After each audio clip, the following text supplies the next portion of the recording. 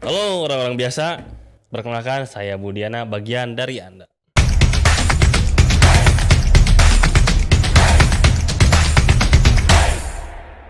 Eh, udah lama banget nih nge-upload video ya kan, karena ada beberapa hal yang harus saya kerjakan di tempat kerja, jadi baru kali ini nih bisa menyempatkan untuk bikin video lagi.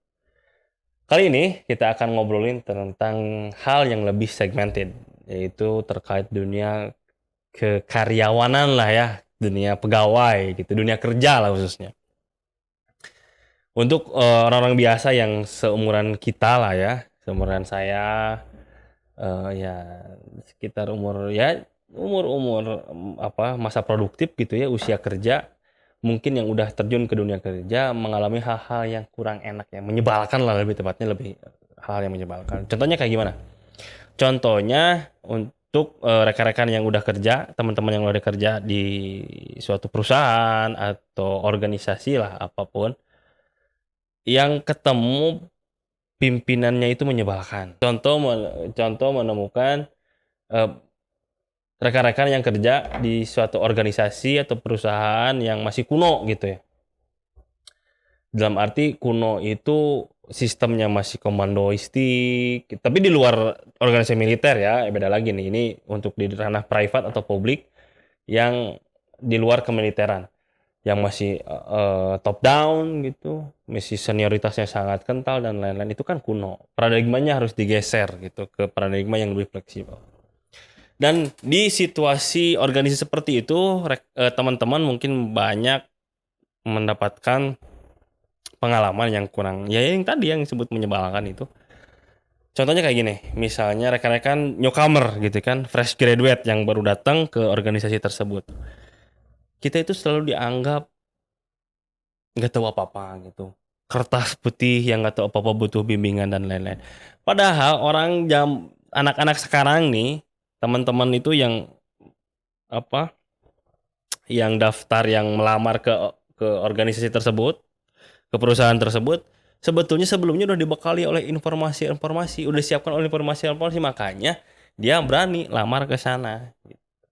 Nah, karena kultur yang masih kuno, yang aturan yang diciptakan tapi secara ilegal, dalam arti ilegal itu tidak tertulis, tapi diciptakan oleh kesepakatan yang di bawah sadar gitu ya, yang masih senioritasnya kental, kita tuh dianggap nggak bisa apa-apa gitu. Padahal kita tahu loh ini cara menyelesaikan masalah ini kayak gimana gitu kan. Tapi karena kita dianggap nggak bisa apa-apa, kita dianggap media apa, ya masih baru, kita nggak dikasih ruang ekspresi itu gitu. Pasti itu hal yang sangat menyebalkan lah. Apalagi untuk kaum millennials gitu yang inginnya produktif dan lain-lain. Itu pertama. Yang kedua misalnya contoh kasus yang lain, rekan-rekan mendapatkan pimpinan yang ya menyebalkan juga. Misalnya contohnya pimpinan itu nggak bisa kerja gitu, nggak bisa achieve target. Tapi sekalinya kita yang kerja, kita yang banting tulang untuk achieve target, diklaim lah itu ke puncak pimpinannya kan, ke manajernya, bahwa itu karya kita. Itu kan menyebalkan, itu nggak fair. Harusnya yang kerja, yang kerja keras, dia yang mendapat reward kan. Nah solusinya gimana?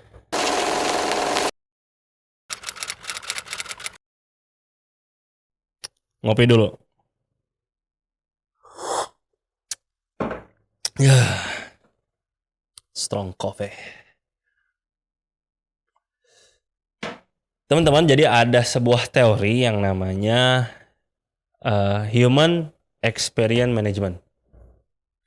Disingkat HXM. Itu teori ini adalah perkembangan teori dari teori sebelumnya tentang personalia, tentang sumber daya manusia gitu. Yang sebelumnya Human Capital Management. Nah, Human Capital Management itu memandang manusia itu sebagai modal, objek modal, di mana objek itu ditanamkan di satu ranah investasi dan akan menimbulkan nilai tambah kepada orang yang menanamkannya. Ya namanya juga modal, kan kerja modal kayak gitu kan, ditanamkan, nanti ada diputarkan modal itu, nanti ada nilai tambah terhadap orang yang menanamkan modal itu. Tetap aja modal ya modal, dia objek gitu. Sedangkan HXM, Human Experience Management, memandang manusia itu sebagai manusia. Manusia sebagai subjek yang diciptakan oleh ruang dan waktu. Ini teori panjang banget kalau kita bahas dari awal sampai akhir. Jadi kita akan ambil poin-poin yang cocok dengan dua fenomena yang saya katakan di awal tadi. Yang pertama tentang kultur. Nah, di kultur ini, di HXM ini memandang orang itu dari sekarang ke depan gitu, bukan dari sekarang ke belakang. Jadi untuk menempatkan seseorang di suatu posisi itu tidak menilai dia ke belakangnya gimana gitu, tapi apa yang lu bisa kerjain ke depan, kontribusi apa yang bisa diberikan terhadap visi misi, terhadap tujuan dari organisasi tersebut. Jadi nggak dilihat, oh ini dia pinter tapi masa kerjanya kurang, pengalamannya kurang di organisasi ya, pengalaman di organisasi itunya kurang dan lain-lain. Nah, di HXM ini nggak kayak gitu. Jadi, lu menawarkan konsep yang misalnya kemungkinannya besar untuk mendapatkan target itu dan efektif. Ya lu duduk dinilai konsep itu efektif, ya lu bakal duduk di posisi yang lu inginkan itu. Jadi ada dialog antara perusahaan, organisasi dengan karyawannya gitu. Jadi lu mau bikin apa nih? Saya punya target ini, kamu mau bikin apa? Gitu. Jadi di kultur ini nggak dihitung. Oh ini dia dulu kerja di sini, nggak cocok nih kalau di. Jadi misalnya gini, contoh dulu di bidang keuangan misalnya. Tapi karena berjalannya waktu, si ketertarikan karyawan itu bergeser ke bidang perencanaan misalnya atau personalia gitu. Nah, dia dinilai nggak usah dinilai lagi tuh yang dulunya, tapi dinilai aja yang ini konsep yang dia tawarkan terhadap tujuan perusahaan. Nah, itu yang diterapkan XM. Jadi menilai manusia dari depan, dari sekarang hari ini ke depan dia akan berbuat apa nih di sini. Itu untuk kulturnya. Jadi pasti akan di dalam konsep ini, teori ini, semua orang bakal mendapatkan ruang untuk berekspresi terhadap tujuan organisasi gitu ya. Dan yang kedua, untuk fenomena kedua itu terkait kedudukan tadi. Nah, nggak usah nunggu untuk lama kerja untuk menjadi senior gitu, untuk duduk di suatu posisi yang istilahnya apa ya, pimpinan lah, posisi yang di atas gitu. Tapi tadi kontribusi apa yang bisa diberikan terhadap organisasi. Nah, orang itulah yang bakal naik gitu. Tapi tidak selamanya dia di sana, namanya juga pengalaman gitu. Jadi di suatu saat atau di tempat yang lain dia bisa jadi bawahan gitu. Di satu tempat dia bisa jadi atasan, di tempat lain dia bisa di bawahan. Jadi nggak selamanya. Kan kalau sekarang di organisasi yang kuno tadi, oh ya si atasan itu dari pagi di atasan, itu kan masuk kerja di atasan, siang di atasan, sore di atasan, sampai pulang kerja pun dia masih atasan. Benar nggak? Sampai kita udah di rumah, bahkan ada pekerjaan-pekerjaan pribadi yang diberikan kepada kita. Contoh misalnya, tolong dong HP saya ketinggalan di kantor, anterin ke rumah saya. Kan itu apa? Coba kita digaji bukan untuk itu, gitu kan, untuk menjalankan tugas-tugas dari perusahaan. Gitu.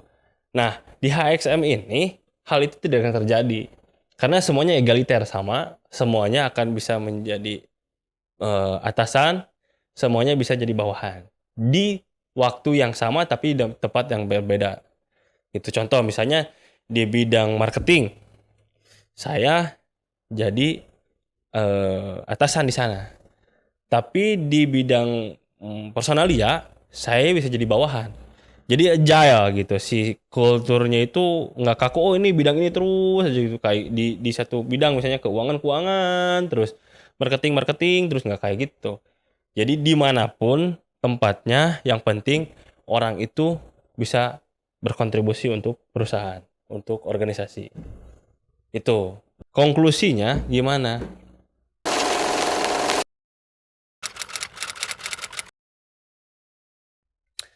Tentu saja, ketika rekan-rekan teman-teman misalnya memflorkan apanya, akhirnya menawarkan konsep ini di tempat rekan-rekan, pasti banyak yang menghantam, banyak yang nggak sepakat, banyak yang menentang dan lain-lain. Itu pasti. Kenapa? Karena budaya kita itu selalu ingin mempertahankan status quo. Itu kita selalu nyaman dengan situasi yang sekarang dan tidak mau berubah. Itu tantangan yang pertama. Jadi apa yang harus dilakukan? Yang pertama, sarannya untuk yang sudah menduduki posisi yang memungkinkan untuk mengaplikasikan teori ini, segera aplikasikan teori ini. Karena impact-nya ini akan sangat dahsyat terhadap organisasi. Gitu. Yang kedua, kalau misalnya rekan-rekan belum menempati posisi ini, coba deh deketin teman-teman atau misalnya atasannya yang misalnya mungkin open mind, tawarkan konsep ini ke pimpinan, tawarkan konsep ini, tawarkan dengan dengan goals yang memungkinkan dan realistik untuk dicapai gitu. Jadi gini, kalau kita nawarin sesuatu itu kan harus gua kasih ini, tapi lu apa yang lu kasih ke gua gitu. Nah, harus ada feedback itu. Itu teman-teman yang bisa saya share, semoga bermanfaat ya. Kalau nggak manfaat juga ya anggap aja ini obrolan kita orang-orang biasa di warung kopi dan lain-lain. Oke? Kalau misalnya ada yang bisa melengkapi atau salah dari teori yang saya obrolkan ini, komen di bawah, oke? Ketemu lagi di episode selanjutnya. Bye-bye. Salam orang biasa. Kopi dulu.